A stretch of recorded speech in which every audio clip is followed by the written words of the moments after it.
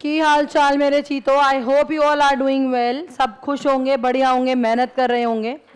बेटा in the last class we studied about debentures. हमने नया चैप्टर शुरू किया और मैंने कल आपको बताया था कि वो 4 से 6 से 10 नंबर का, मिनिमम 8 से 10 नंबर का पेपर में आता ही आता है। 8 मार्क्स का तो आएगा ही आएगा और 10 मार्क्स का भी आ जाता है। तो बहुत इंपॉर्टेंट चैप्टर है और बहुत सिंपल चैप्टर है, इसलिए बहुत अच्छे से पढ़ेंगे। ध्यान से आइएगा और हम करेंगे डिबेंचर्स। डिबेंचर्स में हमने क्या पढ़ा था, एक बार क्विक रिवाइज कर लेते हैं। कल हमने पढ़ा debenture is a certificate. Debenture क्या है? एक सर्टिफिकेट है of acknowledging debt by the company. जब कंपनी को उधार की जरूरत होती है तो वो कंपनी क्या करती है, मार्केट में जाके कहती है ले लो मेरी कंपनी के क्या ले लो, डिबेंचर्स ले लो। 100 रुपये का एक डिबेंचर है और 100 रुपये का डिबेंचर वो इशू कर देती है मार्केट में जाके, और मार्केट में उसके बदले में वो क्या देगी, हर साल इंटरेस्ट देगी। डिबेंचर्स के आगे एक परसेंटेज फिक्स होती है, जैसे मान लो 8% डिबेंचर्स या 10% डिबेंचर्स। इसका मतलब 8% या 10% is the interest rate of that particular debenture. पूरे साल में इतना ब्याज दिया जाएगा। ब्याज देने का भी पैटर्न होता है, ईयरली, सेमी एनुअली या क्वार्टरली। जैसा क्वेश्चन बोलता है उस तरीके से हम ब्याज दे देंगे। जब भी डिबेंचर सर्टिफिकेट इशू होगा, कंपनी जब भी डिबेंचर किसी को इशू करेगी, उसी टाइम पे वो सारी बातें बता देती थी कि मेरे डिबेंचर की फेस वैल्यू कितनी है, मैं डिबेंचर जो दे रही हूँ उस पर जो ब्याज मिलेगा वो ईयरली मिलेगा या क्वार्टरली मिलेगा या हाफ ईयरली मिलेगा, वो रिडीमेबल डिबेंचर है या इरिडीमेबल डिबेंचर है। फिर हमने टाइप्स ऑफ डिबेंचर्स पढ़े। अगर वो रिडीमेबल है तो कितने साल बाद पैसा वापस मिलेगा, 2 साल बाद, 4 साल बाद, ये सारी बातें ऑलरेडी डिबेंचर में लिखी हुई होती हैं, कोई दिक्कत तो नहीं। फिर हमने पढ़ा कि डिबेंचर के टाइप्स ऑफ डिबेंचर्स। तो टाइप्स ऑफ डिबेंचर्स क्या क्या थे? सबसे पहले हमने पढ़ा on the basis of security. On the basis of security 2 थे, सिक्योर्ड एंड अनसिक्योर्ड। अनसिक्योर्ड को हम बियरर भी बोल देते हैं।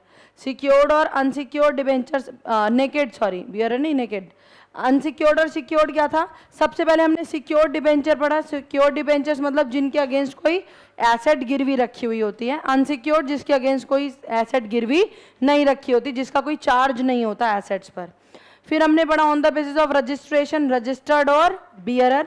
रजिस्टर्ड वो डिबेंचर्स होते हैं जिसका पैसा फिक्स्ड सेम पर्सन को जाएगा, वो सेम पर्सन जिसका नाम और एड्रेस हमारे डिबेंचर रजिस्टर में रिकॉर्डेड है, उसके ही नाम पर इंटरेस्ट जाएगा। फिर हमने पढ़ा बियरर डिबेंचर्स। बियरर मतलब जिसके हाथ में वो डिबेंचर्स होंगे उसे उसका ब्याज मिल जाएगा। On the basis of redemption, redeemable and irredeemable. मुझे बताओ उत्तम, इररिडीमेबल डिबेंचर्स कौन से थे? इररिडीमेबल डिबेंचर्स कौन से थे? मतलब जिनका पैसा वापस किया जाता है on the at the date of liquidation of the company. जब कंपनी बंद हो रही होगी, जब कंपनी डिसॉल्व हो रही होगी, उस टाइम पे पैसा वापस करना होता है, वो इररिडीमेबल डिबेंचर्स होते हैं। और रिडीमेबल डिबेंचर्स हमारे वो डिबेंचर्स होते हैं जिनका पैसा कुछ फिक्स पीरियड ऑफ टाइम बाद हम क्या करते हैं, वापस करते हैं। It can be 2 years, 3 years। Maximum life of debenture is 10 years और इंफ्रास्ट्रक्चरल कंपनीज के लिए it is 30 years। Very nice, कोई दिक्कत तो नहीं, कोई कंफ्यूजन? पक्का, बहुत बढ़िया। आएंगे बेटे ध्यान से, ये सब हम ऑलरेडी पढ़ चुके थे। अब हम लोगों ने इसके अलावा क्या पढ़ना है, ध्यान से सुनना। इसके अलावा हमने पढ़ा बॉन्ड और डिबेंचर का डिफरेंस। हमने कहा डिबेंचर्स वो होते हैं जो इसका rate of percentage, rate of interest fix होता है पहले से ही, बट बॉन्ड कौन सा होता है? जिसका rate of interest is changing, keeps on changing according to the market rates, वो हमारा होता है बॉन्ड। याद आ गया? फिर एक पढ़ा था डीप डिस्काउंट बॉन्ड या zero coupon bond, zero coupon bond भी बोल सकते हो। तो ये कौन सा बॉन्ड था? जो बहुत ही डीप डिस्काउंट पे, बहुत ही हैवी डिस्काउंट पे हम सामने वाले को इशू कर देते हैं। जैसे 100 रुपये का हमारा डिबेंचर है और उसे हम इशू कर देते हैं मान लो कितने में, 60 रुपये में, तो 40% का क्या है, 40% का हमारा क्या है, डिस्काउंट हो गया। तो 100 का डिबेंचर 60 में, तो सामने वाला 60 रुपये देता है, हम उसे डिबेंचर दे देते हैं और 5 साल बाद उससे कहते हैं आजा भाई और 100 रुपये ले जा। तो एक्चुअल में जो उसका 40 का फायदा है वो एक तरीके से उसका क्या है, ब्याज। तो deep discount bond is a bond which is given at a very heavy discount by the company to its debenture holder and it is redeemed after some time it is redeemed after a fixed period of time at its face value. याद आया या नहीं? Clear to all people? फिर मैंने छोटी सी बात बताई थी कि सबसे पहले एप्लीकेशंस आती हैं, फिर मिनिमम सब्सक्रिप्शन चेक होगी। डिबेंचर्स के लिए मिनिमम सब्सक्रिप्शन कितनी बताई थी? 75% of the shares issued by the company. जितने भी शेयर्स इशू हुए हैं, कंपनी ने जितने भी शेयर्स इशू करे हैं, उसका एटलीस्ट कितना परसेंट रिसीव हो जाना चाहिए? 75% रिसीव हो जाना चाहिए। जैसे मैंने आपको एग्जाम्पल के तौर पे बताया था कि मान लो आपके 1000 डिबेंचर्स हैं, अगर 1000 डिबेंचर्स है तो आपके पास एटलीस्ट कितनी एप्लीकेशंस आ गई हो? 750 एप्लीकेशंस आ गई हो।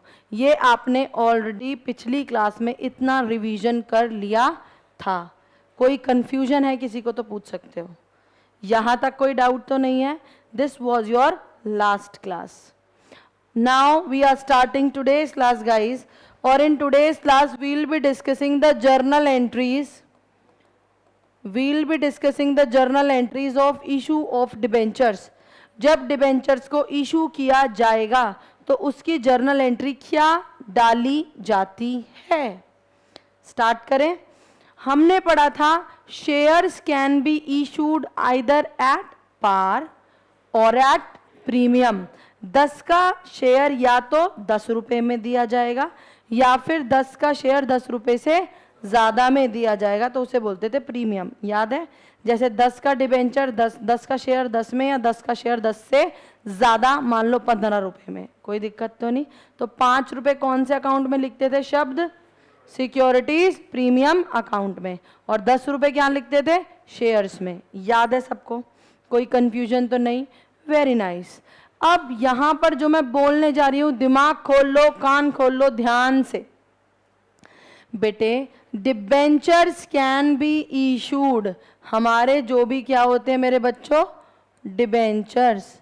Debentures can be issued either at par, either at par और at premium, or it can be issued at discount as well। हमने शेयर्स में पढ़ा था कि shares can not be issued at discount except sweat equity shares. सिर्फ एक shares थे जो डिस्काउंट पे इशू हो सकते थे, और वो कौन से थे?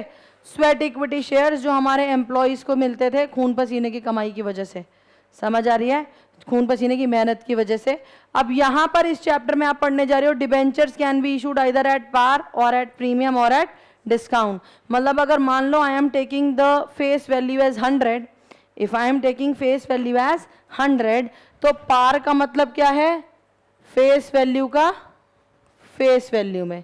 जैसे कि एग्जाम्पल के तौर पे 100 रुपये का डिबेंचर कितने में? 100 रुपये में। प्रीमियम का मतलब क्या है गाइस? 100 रुपये का 120 में। कोई दिक्कत तो नहीं? और यहाँ पे डिस्काउंट का मतलब क्या है?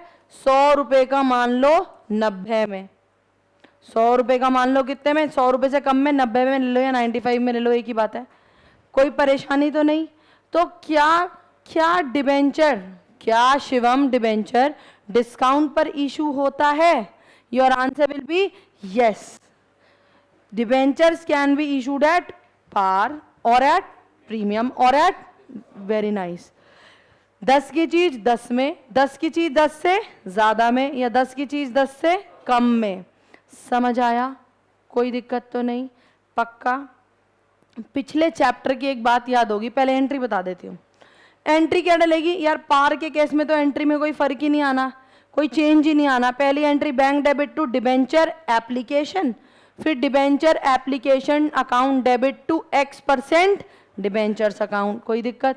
फिर अलॉटमेंट ड्यू करोगे। अलॉटमेंट ड्यू करने की एंट्री क्या होगी सर बताना Manish?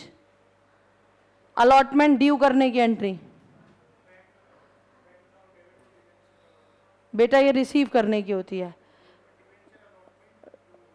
Debenture allotment to X% debentures account. कोई दिक्कत तो नहीं है? पक्का? यहां पर कोई प्रॉब्लम वाली बात नहीं है।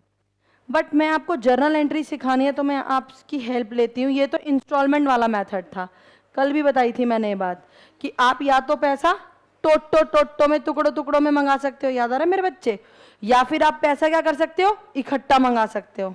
अगर इकट्ठा मंगाते हैं हम तो एंट्री क्या डलती है बताओ? अगर हम पैसा इकट्ठा मंगाते हैं तो एंट्री क्या डलेगी? Bank account debit to debenture application, और दो शब्द और जुड़ जाते हैं, सुनना मेरी बात। अगर पैसे इकट्ठे मंगाए जाए मेरे बच्चों, मेरे बाल को, look at the board everybody, ध्यान से देखेंगे सब। अगर हमारी पैसा इकट्ठा मंगाया जाए, इकट्ठा मंगाया जाए का मतलब है कि हमारा सॉरी गाइस, 100 रुपए इकट्ठे मंगाए गए हैं, application allotment first call second call नाम का कोई चक्कर नहीं है। तो अगर 100 के 100 रुपए इकट्ठे मंगाए गए हैं तो एंट्री क्या डलेगी? पहली एंट्री क्या डलेगी सोच के बताओ?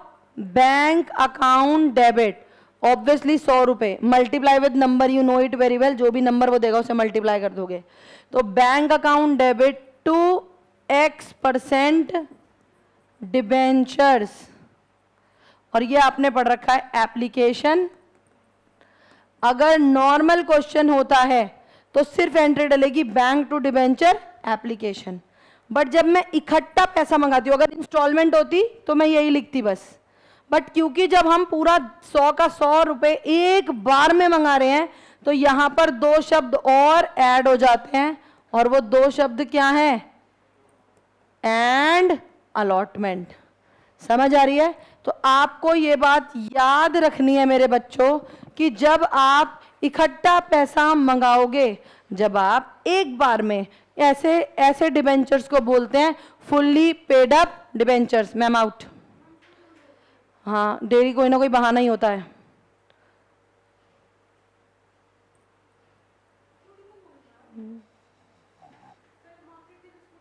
यहीं पर एंट्री क्या डलेगी बताओ?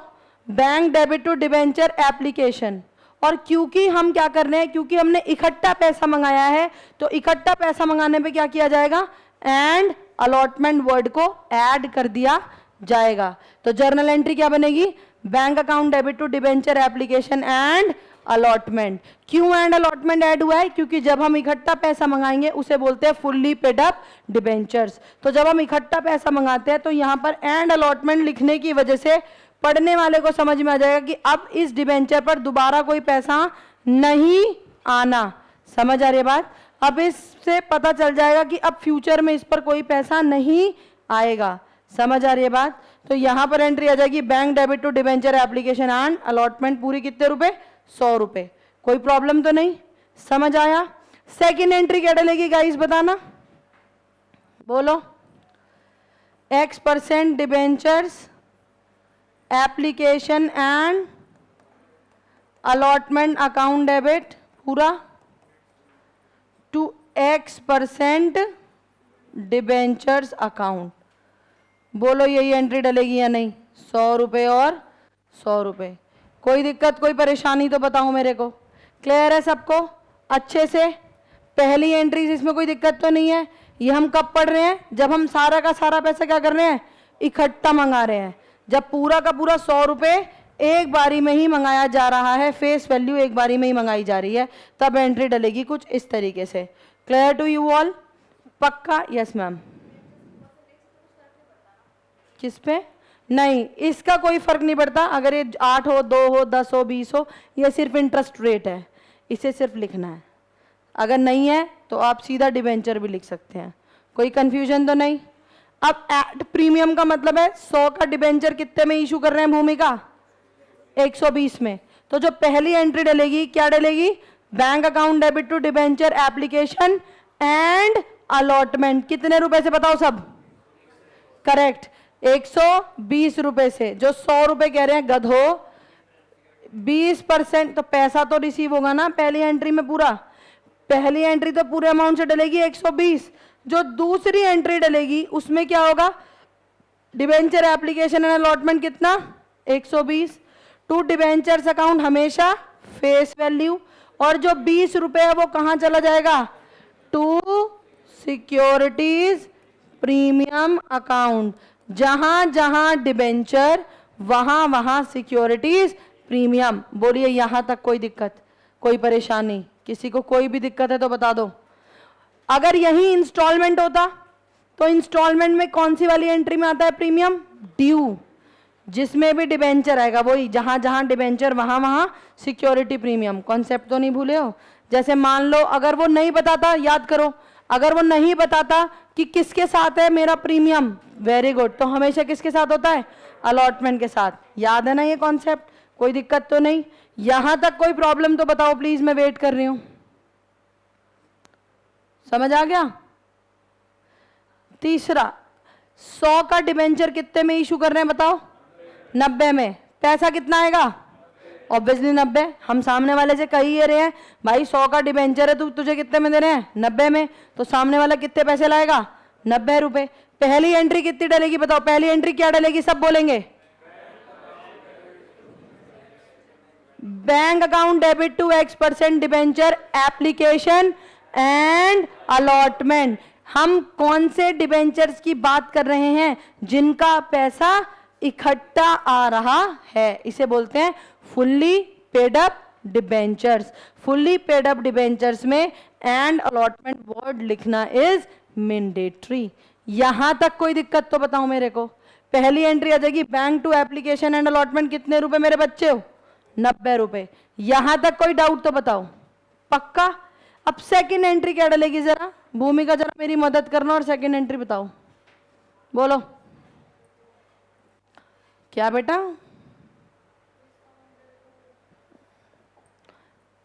पहली आएगी डिबेंचर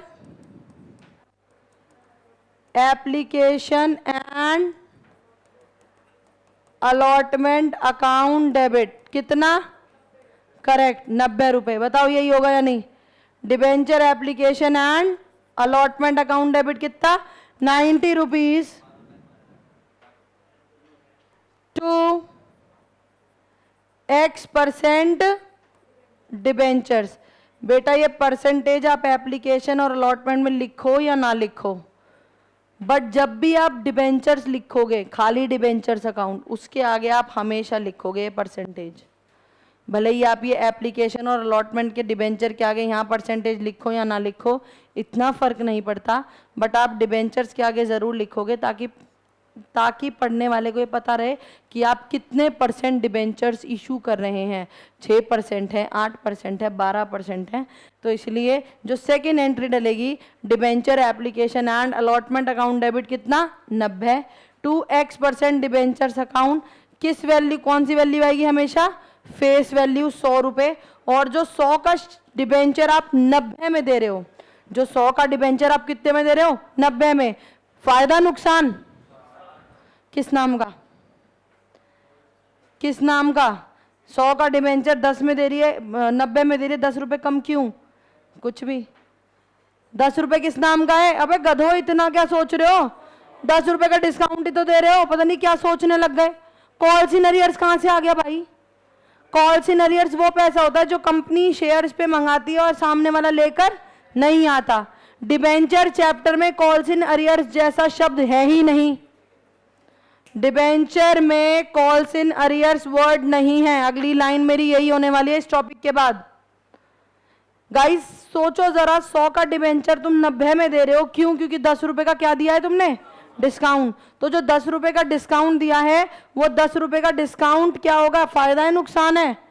नुकसान। अगर वो नुकसान है तो यहां पर क्या किया जाएगा? डेबिट किया जाएगा। Discount on issue of debentures. Discount on issue of debentures account debit कितना? 10 रुपए। Discount on issue of debentures बोलो या फिर loss on issue of debentures account बोलो, एक ही बात होती है। मैम डेबिट क्यों कर दिया? बचपन से पढ़ते आ रहे हो नॉमिनल अकाउंट का rule. Debit all expenses and losses, credit all incomes and gains. तो भाई साहब डिस्काउंट फायदा है नुकसान है? नुकसान है। 100 की चीज 90 में दे रहे हो, 10 रुपए का क्या है? नुकसान। इसीलिए 10 रुपए के नुकसान को क्या कर दिया? डेबिट कर दिया। और नाम भी बिल्कुल सुथरा है, एकदम बेहतरीन। क्यों? क्योंकि भाई साहब डेबिट है और नुकसान है, और क्या है वो, डिस्काउंट है। किस टाइम पे डिस्काउंट है? इशू के टाइम पे। लिख दिया नाम, discount on issue of debentures. पूरी बात क्लियरली बता तो रहा है कि मैं डिस्काउंट दे रहा हूं, वो भी किस टाइम पे, इशू ऑफ डिबेंचर्स के टाइम पे। तो आप उसे डिस्काउंट बोलो या लॉस बोलो, दोनों अलाउड है। आ रही है बात समझ में या नहीं? डेबिट क्यों कर रहे हैं? क्योंकि वो खर्चा है, हमारा नुकसान है, इसलिए उसे डेबिट किया है। सिक्योरिटी प्रीमियम क्या होता है? कंपनी का फायदा होता है, कैपिटल नेचर का गेन होता है, कैपिटल गेन होता है, इसीलिए उसे क्या करते हैं, क्रेडिट करते हैं। समझ आ रही है बात या नहीं? Clear to you all people or not? तो कौन सी एंट्री में डिस्काउंट जाएगा? ध्यान से देखो, बैंक वाली एंट्री में डाला है या डिबेंचर वाली एंट्री में डाला है? हाँ, इस बात को पल्ले गांठ बांध लो। क्या? जहां जहां डिबेंचर, वहां वहां प्रीमियम, वहां वहां डिस्काउंट। समझ आ रही है बात? और बिल्कुल साफ सीधी सी बात है, जब कंपनी पैसा मंगाएगी या जब कंपनी डिबेंचर इशू करेगी, उसी टाइम पर उसे पता होगा कि मेरा डिस्काउंट है या मेरा प्रीमियम है, ना कि पैसा मिलते टाइम वो बाइफरकेट करेगी कि ये डिस्काउंट है और ये प्रीमियम है। इसीलिए डिस्काउंट और प्रीमियम हमेशा कौन सी वाली एंट्री में जाएंगे? जिसमें डिबेंचर जाएगा। समझ आ रही है? बैंक वाली ट्रांजैक्शन में कभी भी आप डिस्काउंट और सिक्योरिटी प्रीमियम नहीं लिखोगे। क्यों? क्योंकि जब पैसा मिलता है उस टाइम पर हम उसे अलग अलग नोटों में बाइफरकेट करके नहीं रखते। मान लो आपकी 4 महीने की फीस ड्यू थी स्कूल में और आप 4 महीने की फीस डिपॉजिट करके आते हो, तो जब आपका मैसेज आता है या कॉल आती है घर पे, तब वो कहते हैं वहां से अकाउंटिंग डिपार्टमेंट तब फोन करता है ऑफिस में कि भाई ऑफिस से फोन आता है कि जी आपकी 4 महीने की फीस क्लियर नहीं है, प्लीज उसे क्लियर कर दो, नहीं तो आपका एडमिट कार्ड हम रोक लेंगे। ऐसी बातें बोलते हैं। तो वो जो 4 महीने वो ड्यू करते टाइम ऐसा करते हैं। अब जब आप पैसा दे के आते हो उन्हें इकट्ठा कि भाई हम यहाँ थे ही नहीं, हम बाहर गए हुए थे, आउट ऑफ कंट्री थे सारे के सारे, तो इसलिए नहीं थे, हम आए नहीं थे या जो भी था, इसलिए अब जैसी 4 महीने के पैसे आप इकट्ठे भेजते हो तो वो पैसे को बाइफरकेट करके रखता है क्या कि ये पहला महीना, ये दूसरा महीना, ये तीसरा, ये चौथा, बताना मुझे क्या ऐसे करता है? नहीं ना। अगर मान लो 10,000 रुपये महीना फीस है, टोटल 40,000 दिए, तो क्या 10-10 ऐसे अलग अलग नोट करता है क्या कभी? नहीं, सीधा सीधा 40 गिनते हैं, ठीक है जी क्लियर है आपका हिसाब। अब तो इसीलिए याद रखो, बैंक वाली ट्रांजैक्शन में प्रीमियम, कैपिटल, डिबेंचर कुछ फर्क नहीं पड़ता, पैसा तो पैसा है, चाहे प्रीमियम के नाम का है चाहे किसी भी नाम का है। बट जब आप उसे ड्यू कर रहे हो, जब डिबेंचर शब्द आ रहा है जिस भी एंट्री में, तो उसमें क्या होगा? ड्यू करते टाइम हमारा डिस्काउंट या प्रीमियम रिकॉर्ड किया जाएगा। समझ आ रही है बात? हाँ जी सर। लास्ट में फॉर फ्यूचर और री इशू के बाद वाला वर्ड था वो जो तेरे मन में आ रहा है, कैपिटल रिजर्व, वो री इशू के बाद वाली लाइन थी, वो फॉर फ्यूचर था बेटे। ठीक है, कोई प्रॉब्लम तो नहीं? क्लियर है सबको? पक्का? तो यहां हमने क्या सीखा? हमने सबसे पहले नया पॉइंट सीखा कि debenture can be issued either at par और एट प्रीमियम और एट 10 का 10 में पार है, 10 का 12 में 2 रुपए का प्रीमियम है, कौन सा अकाउंट में? सिक्योरिटी प्रीमियम में। 10 का 9 में 1 रुपए का क्या है? डिस्काउंट। और डिस्काउंट क्या होगा? डेबिट या क्रेडिट पनव? डेबिट। क्यों होगा डेबिट? क्योंकि 1 रुपए का हमारा क्या है? नुकसान है, डिस्काउंट है, तो वो इसलिए डेबिट कर दिया जाएगा। किस नाम से डेबिट किया जाएगा? Discount on issue of debenture या loss on issue of debenture. या तो यही शब्द लिखोगे या यही शब्द लिखोगे, मर्जी आपकी है। आप लॉस लिखना चाहते हो या डिस्काउंट लिखना चाहते हो। यहां तक कोई प्रॉब्लम, कोई किसी को किसी भी तरीके का कोई भी क्लैरिफिकेशन की नीड है तो फटाफट से पूछो। पक्का? अच्छे से? अच्छा जी, मान लो यहीं पर क्वेश्चन आपसे कह देता कि 1000 डिबेंचर्स हैं जिनकी फेस वैल्यू है 10 रुपए, इसे 2000 ले लो। 2000 डिबेंचर्स है जिनकी फेस वैल्यू कितनी है? 10 रुपए। और मैं कैसे पैसे मंगा रही हूँ, कंपनी कैसे पैसे मंगा रही है? एप्लीकेशन पे 3 रुपए, अलॉटमेंट पे 5 रुपए और फाइनल कॉल पर 1 रुपए। Guys focus. चीतो फाइनल कॉल कर दी और पैसे कितने मंगाने चाहिए थे और मंगाए कितने सिर्फ। इसका मतलब 1 रुपए का क्या है? यस, खुद ढूंढना पड़ेगा। समझ आ रही है? अब खुद ढूंढ लिया मैम, हमने खुद ढूंढ लिया कि 10 का डिबेंचर है और हमने कितने दिए हैं? 9। 10 में से अगर 9 दिए हैं तो इसका मतलब 9 ही मंगाए हैं। इसका मतलब 1 रुपए क्या है? डिस्काउंट है। 1 रुपए का क्या है? डिस्काउंट। अगर 1 रुपए का डिस्काउंट है तो वो 1 रुपए का डिस्काउंट मैं किसके साथ मानूं? एप्लीकेशन के साथ मानूं, अलॉटमेंट के साथ मानूं या फाइनल कॉल के साथ मानूं? पिछले चैप्टर पे जाओ। पिछला चैप्टर क्या कहता था कि अगर प्रीमियम, अच्छा यही क्वेश्चन अगर प्रीमियम का होता, मान लो यहां पे मैं मंगा रही होती 3 रुपए, सुनना, मान लो मैं यहां पे मंगा रही होती 3 रुपए, तो कितना मंगा लेती बताना? 11 रुपए या 4 ले लो, तुम्हें 12 की आदत पड़ी हुई है, पता नहीं क्या, लो तुम खुश रहो। 4 रुपए। तो अगर ऐसा क्वेश्चन होता तो तुम हमेशा किसके साथ मानते थे बताओ? यस, आता है ना कॉन्सेप्ट कि जब हमें प्रीमियम नॉट स्पेसिफाइड तो it is always with allotment. Same with discount guys, same with discount, कि जब क्वेश्चन में नहीं बताया कि डिस्काउंट किसके साथ है तो हमेशा किसके साथ माना जाएगा? It is always with allotment. अब ऑलवेज विद अलॉटमेंट का मतलब क्या है? ध्यान से देखना। ऑलवेज विद अलॉटमेंट का मतलब 5 + 1 नहीं है ना, इसका मतलब है 6 - 1।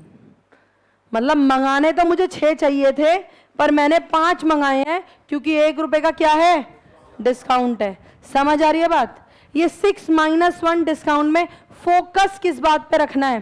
फोकस इस बात पे रखना है कि हमने 5 रुपए में 1 रुपए डिस्काउंट कम मंगाया है। 5 रुपए में 1 रुपए डिस्काउंट कम मंगाया है। अगर मैंने 1 रुपए डिस्काउंट कम मंगाया, दैट मीन्स कि मेरा 1 रुपए क्या होना चाहिए?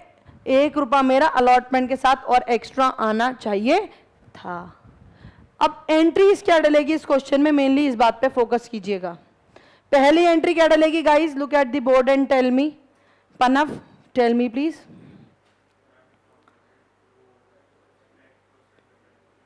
एप्लीकेशन अकाउंट अमाउंट बता दो। Correct. Bank debit to debenture application account 6000, 2000 पे 3 रुपए 6000। Second entry X% debentures application account debit to X% debentures account 6000। कोई दिक्कत तो नहीं मेरे बच्चे? तीसरी एंट्री क्या डलेगी? मेन सारा काम तीसरी एंट्री का है। अब तीसरी एंट्री में मुझे पता है ये 5 रुपए डिस्काउंट के बाद हैं, तो इसका मतलब 1 रुपए का डिस्काउंट है। Very nice. तो यहां एंट्री क्या डलेगी? देखना, यहां एंट्री डलेगी X% डिबेंचर, मैं शॉर्ट में लिख रही हूं, अलॉटमेंट डेबिट कितना? 10,000। कैसे आया? 5,000 पे 5 रुपए। ध्यान से देखना। अच्छा 2 पे 5, समझ आ रही है? 2 पे 5 10,000 अलॉटमेंट ड्यू कर दिया। 2X% डिबेंचर्स अकाउंट पूरा कितना जाएगा? यहां जाएगा 2000 पे 6 रुपए, टोटल फेस वैल्यू 12। और मेरे बच्चों, मेरे बाल को, जो 2000 रुपए है वो क्या है? सबको पता, बता दो। हाँ, जहां जहां डिबेंचर वहां वहां डिस्काउंट, इसलिए discount on issue of debenture हो जाएगा यहां पे डेबिट। क्वेश्चन में नामो निशान भी नहीं था डिस्काउंट का, देख लो, यहां क्वेश्चन में नामो निशान भी नहीं है डिस्काउंट का, फिर भी क्वेश्चन में डिस्काउंट है। और हमेशा किसके साथ है? फिर प्रीमियम के साथ है। समझ आया या नहीं? क्लियर? पक्का? अच्छे से? बहुत बढ़िया। अगर मैं यहीं पर बोल दूं, लेविश, कि फाइनल कॉल का पैसा भी अलोंग विद अलॉटमेंट आ गया बेटा ऑन 400 डिबेंचर्स। क्या वर्ड है मेरे बच्चे? 400 डिबेंचर्स पर मेरे पास फाइनल कॉल का पैसा भी किसके साथ आ गया? Along with allotment. मैडम ऐसे पैसे को क्या बोलते थे? याद करो। हाँ आगे। थोड़ी शर्म आ रही है कि किसी का सुनने की जरूरत पड़ रही है आपको? जो पैसा मंगाया ही नहीं है पर वो पहले ही आ गया, भाई साहब फाइनल कॉल है, फाइनल कॉल मंगाई नहीं है पर वो किसके साथ आ रही है? अलॉटमेंट के साथ। ऐसे पैसे को क्या बोलते हैं? Calls in advance. तो ऐसे पैसे को कॉल्स इन एडवांस के नाम से लिख दिया जाएगा। कौन सी एंट्री में? बैंक वाली एंट्री में। क्योंकि जब मुझे पैसा मिलेगा उस टाइम पर सामने वाले से 400 शेयर पे 1 रुपए, मतलब 400 रुपए कॉल्स इन एडवांस मिलेगा। कोई दिक्कत तो नहीं? पक्का? अच्छे से याद आ गया? कॉल्स इन एडवांस आपकी एसेट होती है या लायबिलिटी? कॉल्स इन एडवांस आपकी लायबिलिटी होती है, क्योंकि जो पैसा आपने मंगाया ही नहीं पर सामने वाला पहले ही दे गया, तो ऐसे पैसे का क्या किया जाएगा? जो पैसा आपने मंगाया ही नहीं और सामने वाला पहले दे गया, उसका क्या किया जाएगा? वो पैसा लायबिलिटीज में लिखा जाएगा कॉल्स इन एडवांस के नाम से। फिर जब आप फर्स्ट कॉल मंगाओगे और सामने वाले को उस टाइम पे लाके देना था, वो कॉल्स इन एडवांस करा जाएगा कैंसिल।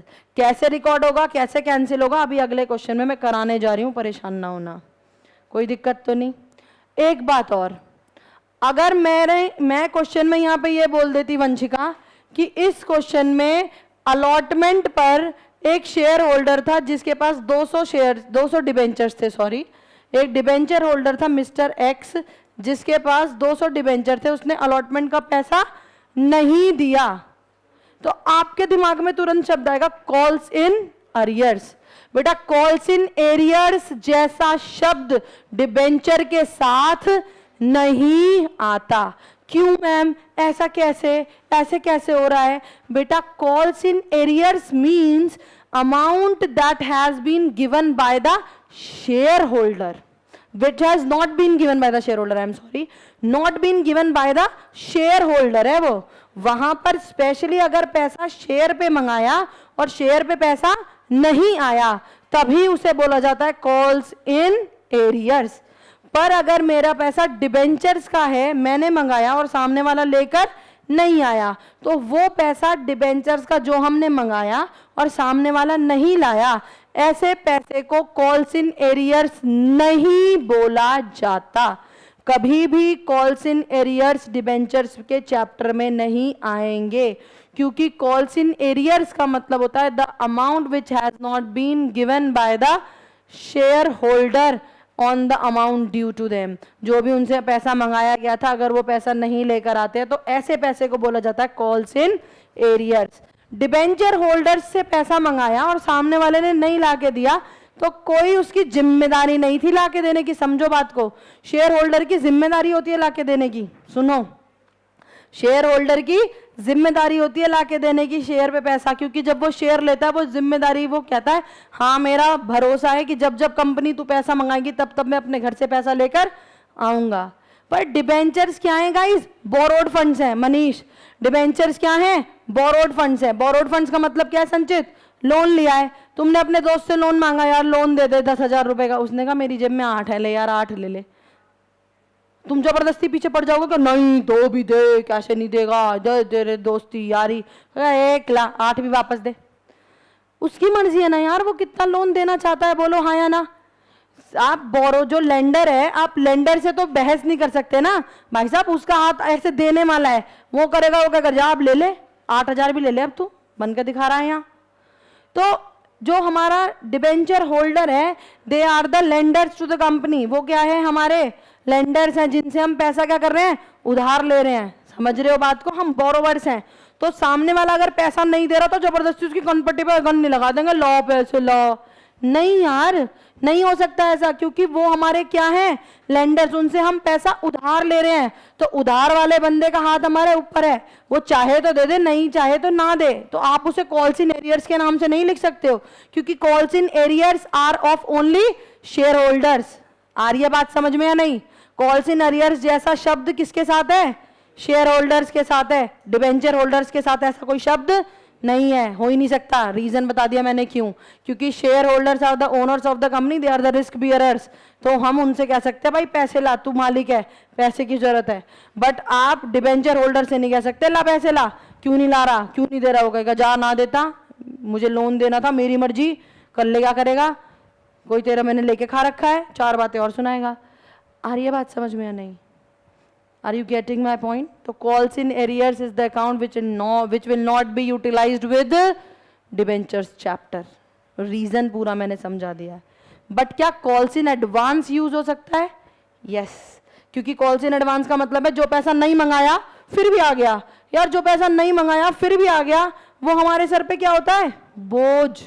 वो हमारे सर पे क्या होता है? बोझ, लाइबिलिटी. वो भी कौन सी लाइबिलिटी? Current liability. समझ आ रही है? Clear to everyone? अच्छे से पक्का? चलिए, take out your books, page number 29. Page number 29, question number 3. मजेदार क्वेश्चन है. जो मैंने अभी सारी बातें बताई वो सारी आपकी कवर अप हो जाएगी. बेटा you have to prepare. 400 page का रजिस्टर चाहिए कल, 300 से 400 का उसमें करना है. अभी लिख ले. वैसे क्वेश्चन 3. यस गाइस,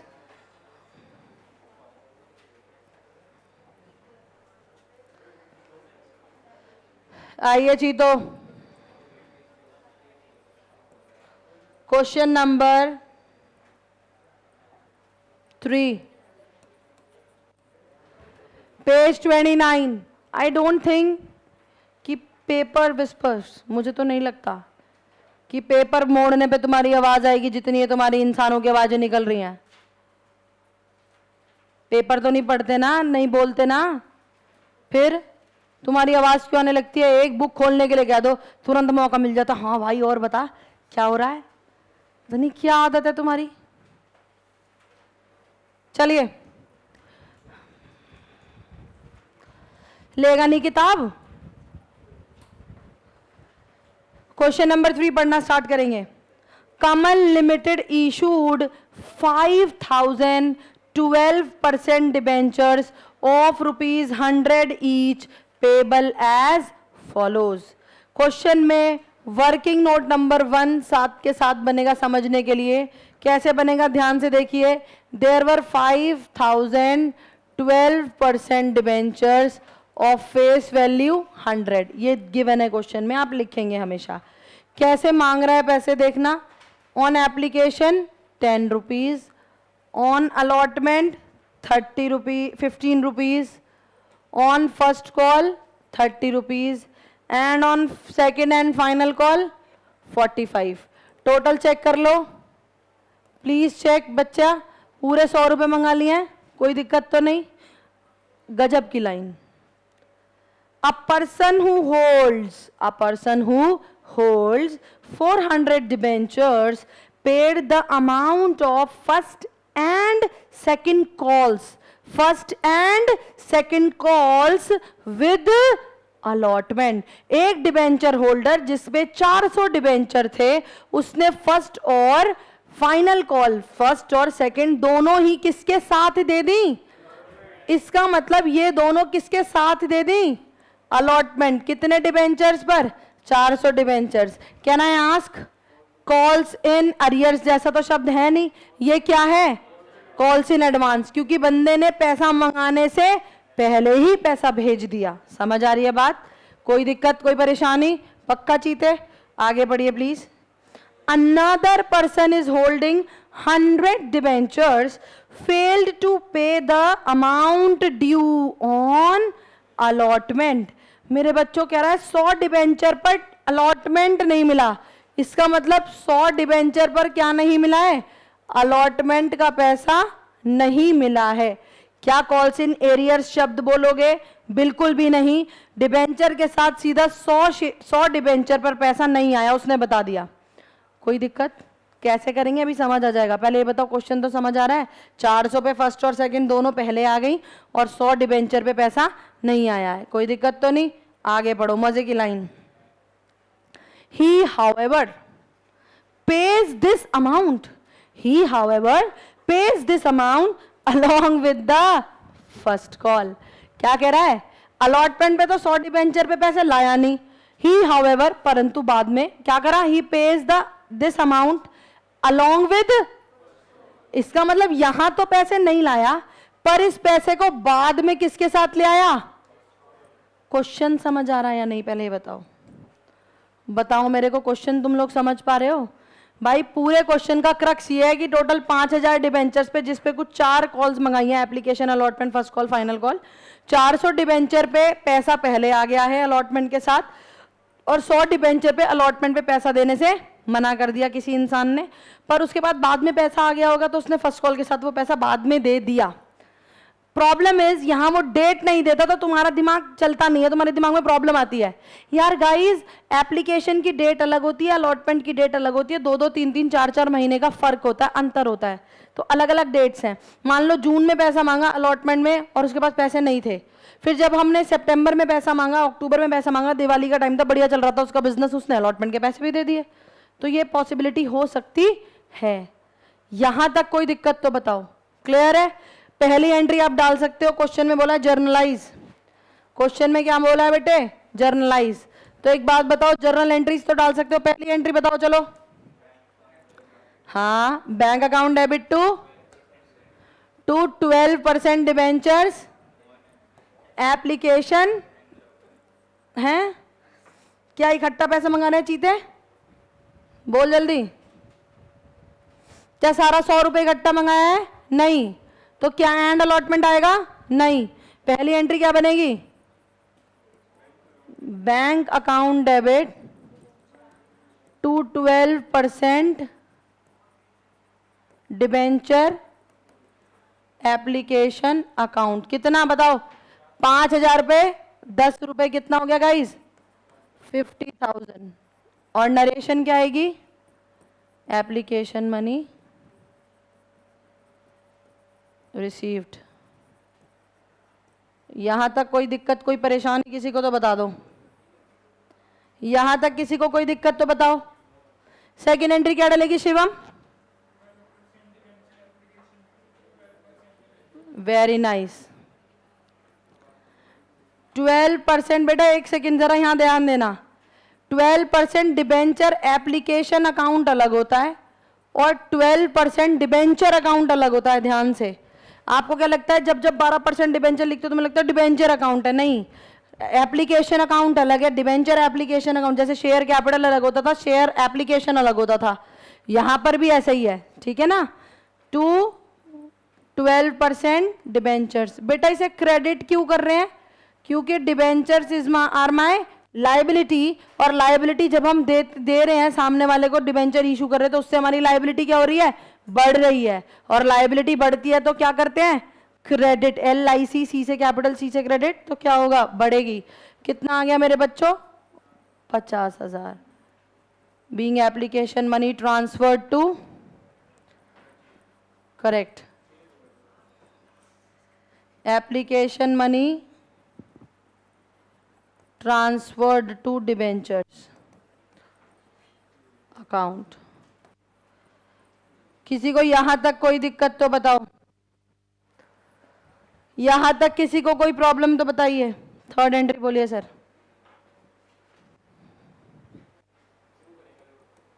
ठीक है, एंट्री बोलो।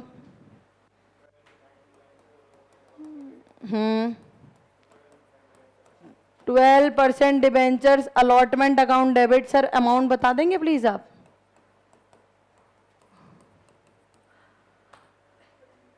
अलॉटमेंट बताइए सर प्लीज। कितने डिबेंचर्स है पनव? करेक्ट। जो दिमाग में आ रहा है ना मैडम 400 पे पैसे पहले आ गए, 100 पे नहीं आए, वो सारी प्रॉब्लम कौन सी वाली एंट्री की है? फोर्थ, मनी रिसीव करने वाले की। कितना ज्यादा आया, कितना कम आया। यहां पर वो सर में दर्द नहीं है। ड्यू करते टाइम तो सिर्फ इतना देखते हैं कितने डिबेंचर, कितने पैसे, कितना पैसा एक्स्ट्रा आया, कितना पैसा नहीं आया। ये सारी बात कब है? जब पैसा रिसीव करेंगे। फोर्थ वाली एंट्री जब पैसा रिसीव करेंगे। भाई समझ आ रहा है? तो यहां पर कितने पे आएगा बेटे? 5000 पे 15 रुपए, that will be 75,000 rupees. Debenture to 12% debentures account. पूरे के पूरे क्वेश्चन में अगर कोई एंट्री डिफिकल्ट है जिसमें नंबर कटने चाहिए तो वो अगली एंट्री है, fourth.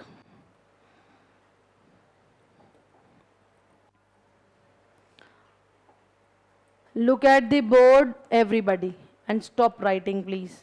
Stop writing, otherwise question निकल जाएगा तुम्हारी नजरों के सामने से और तुम्हें पता भी नहीं चलेगा। चलें, अब होगा पैसा रिसीव। अब पैसा रिसीव कैसे किया जाता है दिमाग से सोचेंगे और देखेंगे मैं कैसे आपको स्टेप बाय स्टेप सिखा रही हूं। एंट्री सबको पता है, एंट्री डलेगी बैंक डेबिट टू, बता दो, bank account debit to 12% debentures, हाँ correct, allotment account. Guys allotment कितना ड्यू करा था चेक करना, 75,000। क्या 75,000 पे सारे पैसे मिल गए? नहीं, 75 में से कितने डिबेंचर्स पर पैसा नहीं मिला? Very good.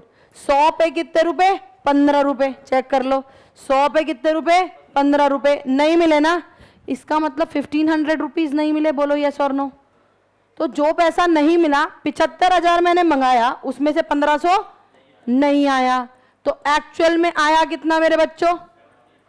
एक्चुअल में आया मेरे पास 73,500। यहां तक कोई दिक्कत तो बताओ। पर मैम हम ऐसा वहां तो नहीं करते थे, क्योंकि वहां पे एक अलग अकाउंट ओपन करते थे आप, जिसका नाम था कॉल्स इन एरियर्स, जिसे आप यहां पर डेबिट करते थे 1500 रुपए से। याद आया? याद आया या नहीं? तो यहां पे 75 में से 1500 नहीं आया तो कितना आ गया? 73,500। क्या कुछ पैसा पहले भी आया है? सोचो, क्या कुछ पैसा पहले भी आया है? बताओ मेरे को। आया है। कितने डिबेंचर्स पर कितने रुपए साहिल? 400 डिबेंचर पे अमाउंट बताओ कितना? यही गलती करना पेपर में सदा। कितना पैसा पहले आया है? ध्यान से देखो, 30 ये, 45 ये। पेपर में गलती करके आते हो, या तो 90 ले लेते हो या 15 ले लेते हो। 90 कैसे बता रही हूं मैं? 75 प्लस ये 15 भी कर देते हो। तुम कहते हो उससे तो सारा पैसा मिला है। अब मैं एग्जाम में कॉल्स इन एडवांस समझने का तरीका बताती हूँ। कॉल्स इन एडवांस का मतलब घुमाओ दिमाग में। रेयान, कॉल्स इन एडवांस का मतलब घुमाओ दिमाग में। क्या होता है? वो पैसा जो मंगाया नहीं पर आ गया। अब क्वेश्चन में आप यहां खड़े हो, सुनो मेरी बात, क्वेश्चन में आप यहां खड़े हो अलॉटमेंट मंगाने के बाद। कौन सा ऐसा पैसा है जो अब तक नहीं मंगाया?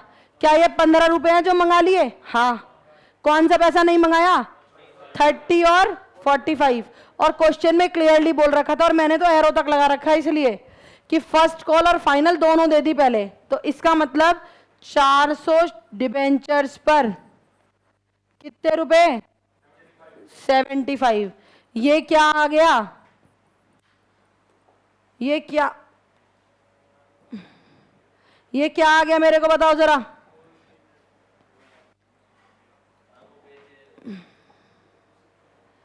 टू कॉल्स इन एडवांस कितना? और क्रेडिट क्यों कर रहे हैं इसे? एक सेकेंड यहां बताओ। कॉल्स इन एडवांस को क्रेडिट क्यों कर रहे हैं? Because calls in advance is my current liability. समझ आ रही है बात? कोई दिक्कत तो नहीं? यहां आ जाएगा अलॉटमेंट मनी रिसीव्ड। क्लियर बच्चों? अब करेंगे first call due. First call कितने पे ड्यू होगी बताना? 5,000 पर 30 रुपए। कितना हो गया? 1.5 लाख रुपए। हाँ तो कर तो दिया। ये रहा 1.5 लाख, 1,500 कम देख। अगली एंट्री वेट तो कर। बच्चा कह रहा है मैम आपने अलॉटमेंट डेबिट तो करा है कितने से? 75 से, और यहां आप उसे क्रेडिट कर रहे हो कितने से?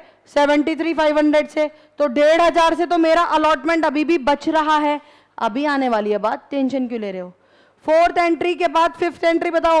फर्स्ट कॉल ड्यू कैसे होगी बताओ? कितने डिबेंचर पर कितने रुपए? 500 पे 5,000 पे 30। कितना आ गया बताओ? 15 लाख? 15,000। सोच लो जरा कितना आ रहा है। 12% डिबेंचर्स फर्स्ट कॉल, क्या फाइनल आएगा बताओ? First call account debit to 12% debentures account, कितने पर कितना? 5,000 पर कितना हो गया? अभी तो तुम 15,000 बता रहे थे मुझे। यही एक जीरो ज्यादा और एक जीरो कम और नंबर मिलेगा 0। First call due. अब बताओ, अब पैसा रिसीव करोगे। मुझे एक बात बताओ, क्या सारा पैसा रिसीव हो गया? बैंक अकाउंट डेबिट, चेक करो, क्या सारा पैसा रिसीव हो गया? पहले मुझे बताओ फर्स्ट कॉल का। हाँ, फर्स्ट कॉल का पे कोई डिफॉल्ट तो नहीं है, बट 400 डिबेंचर है। 400 डिबेंचर पे 30 रुपए पहले एडवांस में है, तो इसका मतलब आपको एडवांस अकाउंट क्या करना पड़ेगा? खत्म, है ना? Very good, debit. तो calls in advance account debit होगा। बताओ कितने से? कितने थे मुझे बताओ कॉल्स इन एडवांस?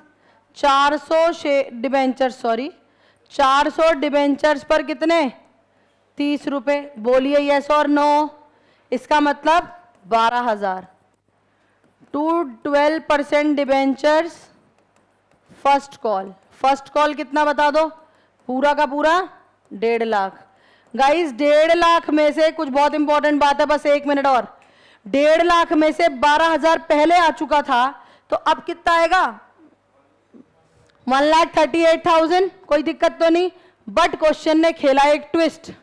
कह रहा है यार ये जो बंदा था ना, ये 100 डिबेंचर वाला, इसने पैसा फर्स्ट कॉल के साथ दे दिया। अभी भाई पूछ रहा था, अभी पीछे भाई ने पूछा, मैम अलॉटमेंट आपने डेबिट तो करा, यहाँ पे देखना मैम आपने अलॉटमेंट यहाँ डेबिट तो करा 75 का। मैं भाई की बात ग्रीन कलर से एक्सप्लेन कर रही हूँ। भाई ने मुझसे पूछा मैम आपने अलॉटमेंट तो ड्यू करा 75 का, पर यहाँ अलॉटमेंट आपने क्रेडिट करा सिर्फ 73,500 का, 1,500 कहाँ है? 1,500 कहाँ है? बच्चे का क्वेश्चन था मेरे सामने अभी ये कि मैम आपने डेबिट करा 75 का और क्रेडिट करा 73,500, 1,500 कहाँ है? 1,500 इसी अकाउंट में बचा हुआ था। तो आज जब वो मुझे रिसीव होगा तो मैं इसी अकाउंट को क्या कर दूंगी? To 12% debenture allotment account. कितना? 1,500। ये है पॉइंट समझने वाला। अगर यहीं पे कॉल्स इन एरियर्स वाला क्वेश्चन होता, शेयर्स होते, तो शेयर्स में क्या करते थे? पहले कॉल्स इन एरियर्स डेबिट करते, फिर यहां कॉल्स इन एरियर्स क्रेडिट करते। बट क्योंकि क्वेश्चन में आपने कॉल्स इन एरियर्स यूज ही नहीं कर सकते, तो यहां पे सीधा किस नाम से आ गया? अलॉटमेंट के नाम से आ गया, और इसे लिख दिया जाएगा बीइंग फर्स्ट कॉल रिसीव। समझ आया? कोई दिक्कत तो नहीं? अब सेकेंड कॉल ड्यू होगी, बताओ। 12% डिबेंचर्स, बताओ सेकेंड एंड फाइनल कॉल कितना बता दो? To 12% debentures account. अमाउंट बताओ फटाफट। 5,000 इंटू 45, 2 लाख। अरे हद करते हो गाइस। 5,000 पे 45, 2.25 लाख रुपए नहीं बोल पा रहे तुम?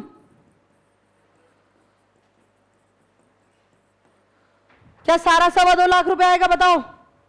क्या कुछ पैसा ऐसा है जो पहले से आया हुआ है? कितना? 400 पे 45, 18,000 रुपए आते हैं। ऐसे भी सोच सकते थे, देखो एक तरीका तो यह है 400 पे 45 सोच के 18,000। दूसरा तरीका देखो, look at the board everybody. यहां पर हमने कॉल्स इन एडवांस क्रेडिट करा कितने से? 30,000 से। और भूमिका यहां पे कैंसिल कितना करा है? सिर्फ 12 से, तो 18 तो अभी भी बच रहा है। पर 400 इंटू 45 सोचना है ज्यादा better. Last entry, 8th entry, bank debit, bank account debit, calls in advance debit to 12% debentures second and final call. I will share the slides with you, don't worry. Final call कितने की थी? 2.25। 2.25 में से यहां कितना आएगा? 18। मैं आप लोगों के लिए लिख रही हूँ 18 कैसे आया, 400 डिबेंचर पर 45, बचा कितना, 2,07,000। Done everybody. Question number 1 and 2 is your homework. कल मिलेंगे सेम टाइम सेम जगह।